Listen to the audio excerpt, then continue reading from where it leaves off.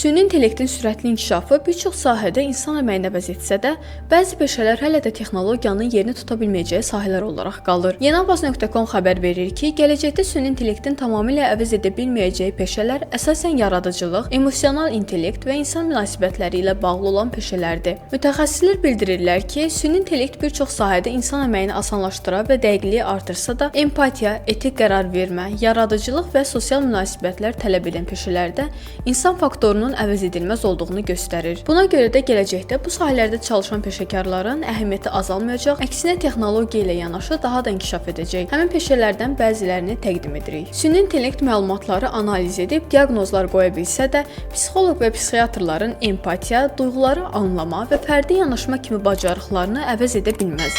İnsanların psixoloji problemlərinin həlli yalnız məntiq və məlumat bazası ilə mümkün deyil.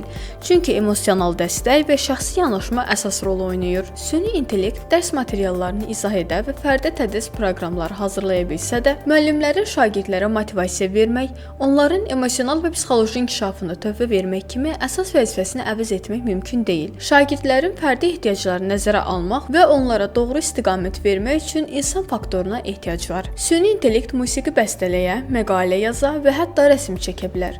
Lakin yaradıcı peşələrdə insan duyğularının, ilhamın və orijinallığın rolu çox böyükdür. Sənət yalnız texniki icra deyil, həm də fərdi düşüncənin, hisslərin və dünya görüşünün məhsuludur. Süni intellekt tibbi diaqnostikada və cərrahi əməliyyatların dəqiqliyini artırmaqda mühüm rol oynasa da, kritik qərarlar verən və mürəkkəb vəziyyətlərdə sürətli qərar qəbul edən həkimlər hələ də əvəz olunmazdır. İnsan orqanizmi fərdi və dinamikdir. Bəzən standart qaydalardan kənar yanaşmalar tələb edir ki, bunu yalnız təcrübəli bir həkim edə bilər. İnsanlarla birbaşa ünsiyyət və emosional dəstək tələb edən peşələrdə süni intellektin insan faktorunu tamamilə əvəz etmək mümkün deyil. Xüsusilə həssas qruplarda işləyən sosial işçilər üçün empatiya, şəfqət və sosial vəziyyəti dərindən anlamaq əsasdır. Süni intellekt dini mətnləri analiz edə bilər. Lakin inanc, mənəvi dəstək və fərdi məsləhətlər yalnız insan tərəfindən verilə bilər. İnsanlar yalnız məlumat deyil, həm də duyğusal və mənəvi rahatlıq axtarırlar ki, bu da süni intellektin çatışmayan tərəfidir. Hüquq sahəsində süni intellekt qanunları analiz edə və məhkəmə qərarlarını proqnozlaşdıra bilər. Lakin hüquqşünaslar və hakimlərin etik dəyərləri,